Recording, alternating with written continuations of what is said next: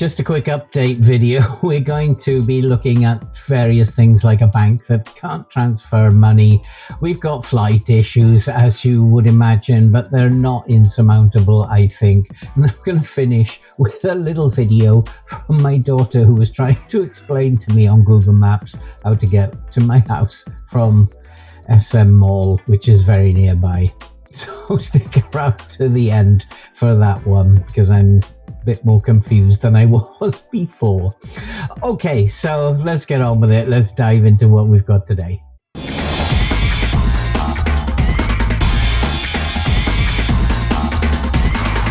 Hello and welcome back to Scrambled Eggs, because it matters. I'm Phil and welcome to the channel. Before I go on, don't forget to do all that good stuff that you can see on the screen. Help support the channel, help me to grow, because hopefully we're going to be doing a series of videos that help people who are hoping, preparing, or just dreaming of moving abroad in their retirement. So do all that good stuff. And let's get this video out there.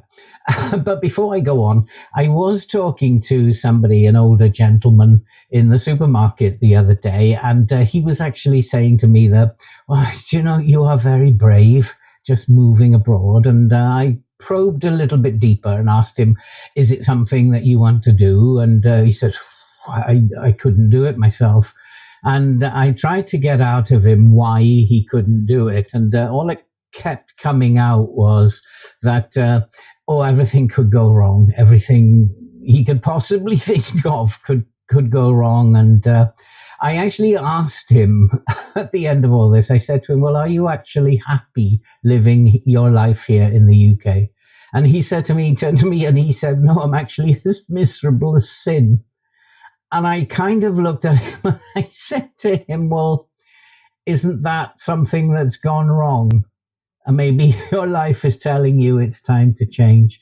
But I couldn't get him to get over what he was feeling, this feeling of fear. Now, me and my girls used to have this saying. We do have a sayings between us, which the current one is make it happen.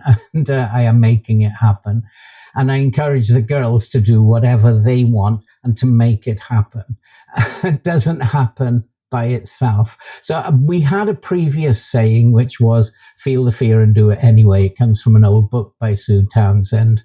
And fear is something that will accompany you whatever happens in your life. Anything major that happens in your life, whether that be to do with your job, whether it be to do with your relationships or moving, or even just like a simple promotion, comes with fear. And we have this fear which is based around things that will happen, that will go wrong. But the problem that we have with fear is that we don't address it properly. And rather than let fear control us, we need to be in control of that fear. And if we can control that fear, then that fear becomes an ally, not an enemy. And it will become something that is extremely useful, that when you go through these very difficult changes, that will stand by your side, keep you alert and keep you safe.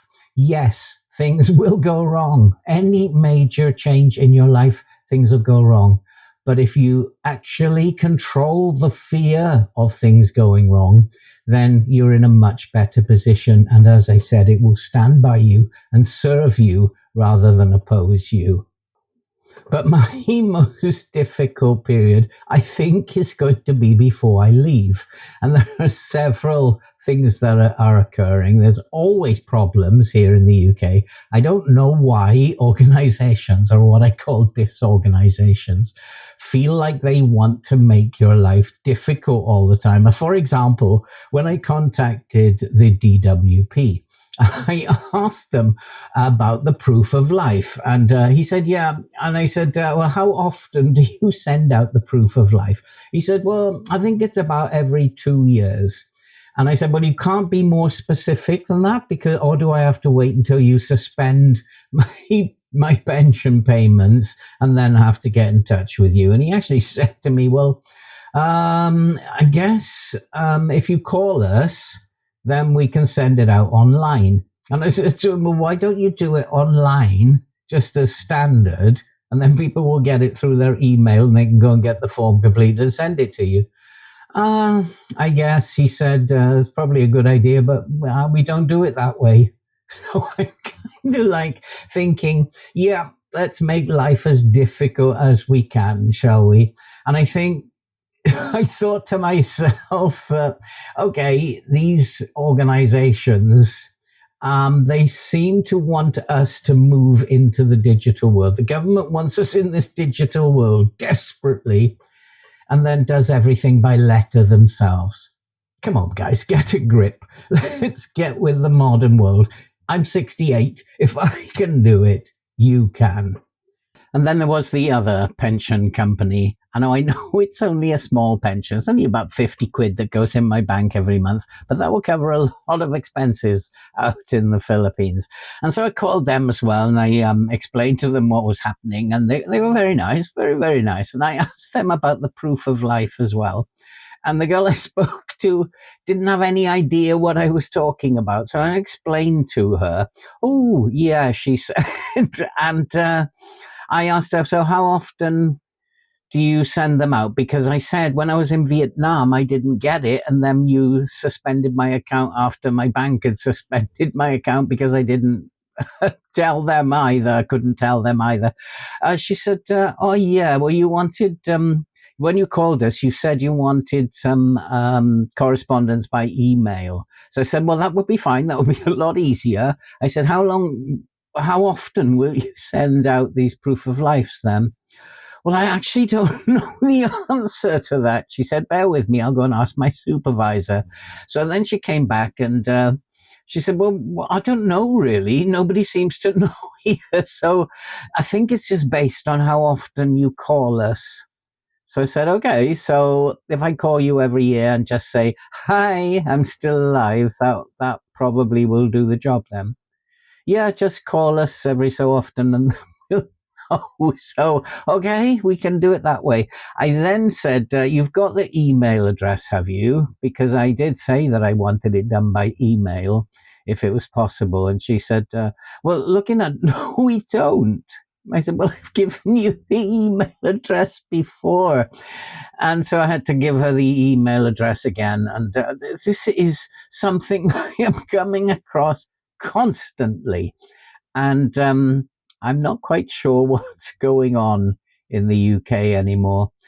But it's going to affect me coming back to what we started with, fear. I'm going to have this fear with me all the time. Fear that that they are not going to be able to get me the paperwork that I need to complete and get back to them. But again, it's just like, hold that fear. And if you hold it well and let it guide you and just stay calm, then everything will be okay at the end of the day. And if I just call them and say, hi, I'm still alive, I'm sure we'll get it all sorted out in the end. So then it came to the time where I needed to send some money to pay for the deposit and for the first month's rent on the new house they found me. I'm really excited about moving into this house, but I needed to get that money sent over. It's not a great deal of money, considering how much I'm paying rent. So it wasn't really a big deal. So I contacted the bank and they said, yeah, no problem, just send it over and everything be fine. We're not going to block any transfers that you're doing. So that was fine. So I got off the phone and I went to online banking and I went to send off the 400 and something pounds that I needed to send off. I'm pretty confident the bank were not going to go do any fraud blocking or whatever at this point. So one of the things that I had to do was enter the code. Now, I was in contact with one of my daughter's sisters at the time, and I asked her for the Swift code. Managed to get that eventually from exploring online and doing my own research, as well as my daughter's assistant. So we managed to get that. So when I entered the Swift code to send the money, everything else we'd filled out, like the bank account number and the bank account holder. But when I went to actually enter the Swift code, it comes up with a drop down of different banks. None of them the bank were anywhere near the city that I was actually leaving to. So I'm getting a bit confused now. So I go back online and I ask AI, how do you do this? And then they said, just send the first part of the code without the 3 digits on the end, because this seemed to be causing a problem. And I wasn't trusting of AI too much. So I went back and I called the bank again. And they said, well, if it's not listed, it's not listed. And I said, well, maybe you should update your database, perhaps. And because I can't transfer money through this account to where I need it to go. Something's failing. And whoever it was I spoke to blamed the Philippines for not updating their database. So I do have a Wise account. So I thought, let's try this on Wise. Maybe it's going to be easier doing it through Wise. So I transferred the money up to Wise, which was free because I am allowed to have money transferred to my account free.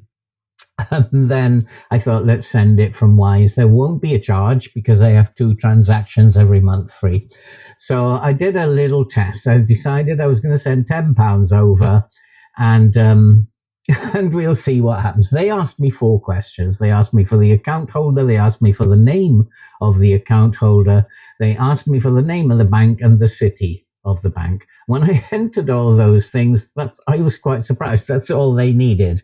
So I clicked send, and 3 seconds later, the money had arrived, confirmed on the other side that the money had arrived.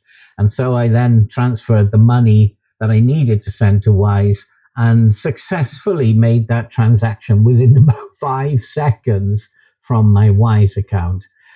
Again, it's like, why are you complicating my life here? Why can't people make things easy? But yeah, once again, we got through it, and the house is now secured. I've got the receipts and everything, and the house is secured. I can't wait to move in and meet everybody. And I'm really getting very, very excited now, as you can tell. On the good news front, I was in the last video quite concerned about ordering the new card from the bank, but that arrived within a couple of days, and we've activated that, and I can't seem to get the contactless bit working, but as I'm not going to be in the UK, I'm not too bothered about that. I know that it works. I can transfer money, I can pay for things. And so we have the new card, which will last for 5 years. And we have the Wise card, which will last for 5 years. With the stress that I got, I'm not quite sure I'm going to last another 5 days. But so the cards are pretty adequate for the moment. And so that side of things has worked out quite well. I'm pretty much up to date now with all the things that I need to do. I just need to get rid of some stuff that I am not taking with me, and then the job will be done.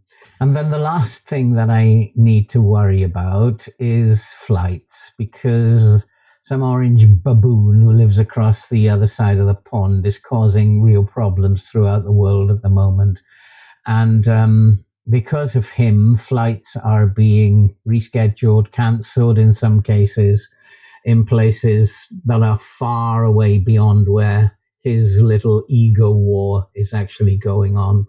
And it has affected my flight in the sense that my flight from Vietnam to the Philippines has been brought forward 4 hours, which is going to be a little bit of an issue, because that means now I only have 3.5 hours to get out of the domestic terminal and get myself booked onto an international flight. It's going to be tight, but because there's no immigration for a domestic flight, then I should be able to just pick up my bag if it arrives quickly, get out of that airport, that terminal within an hour, and still have 2.5 hours to book into my international flight. We shall see. It's going to be touch and go, but I think that I can do it.